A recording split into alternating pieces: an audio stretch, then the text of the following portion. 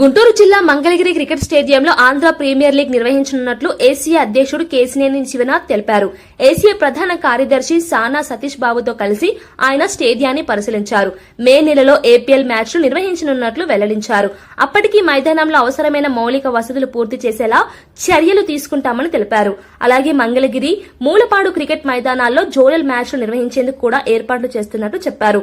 రాష్ట్రంలో క్రికెట్ అభివృద్ది కోసం ఏసీఏ పలు కార్యక్రమాలు చేపడుతోందని ఆయన పేర్కొన్నారు. డొమెస్టిక్ క్రికెట్ ఆడే విధంగా, లీగ్ మ్యాచ్లు, జోనల్ మ్యాచ్లు ఆడే విధంగా ఇక్కడ స్టేడియం డెవలప్ చేయడమే కాకుండా రేపు రాబోయే కాలంలో ఏపీఎల్ని ఆంధ్రప్రదేశ్ మొత్తానికి తీసుకెళ్దామనే ఆలోచనతో ముందుకు వెళ్తాను. ఆ ఏపీఎల్కి హెడ్ ఆఫీస్ కింద మంగళగిరి స్టేడియంని పెడదాం. ఏపీఎల్ ఎక్కువ మ్యాచ్లు మంగళగిరిలోను, అంతేకాకుండా మూలపాడులోను, కడపలోను ఇట్లా అన్ని ప్రాంతాల్లో నిర్వహిద్దామని ఆలోచిస్తున్నాం.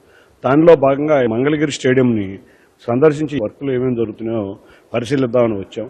ఈ స్టేడియంని అభివృద్ధి చేసి చక్కటి స్టేడియంగా ఉపయోగించే విధంగా ఇక్కడికి వచ్చి దీని ఏర్పాట్లు పరిశీలిస్తూ జరుగుతుంది. రాబోయే సీజన్ ఆఫ్ ఏపీఎల్ ప్రారంభోత్సవ మ్యాచ్ మంగళగిరి స్టేడియంలో స్టార్ట్ అవ్వాలి.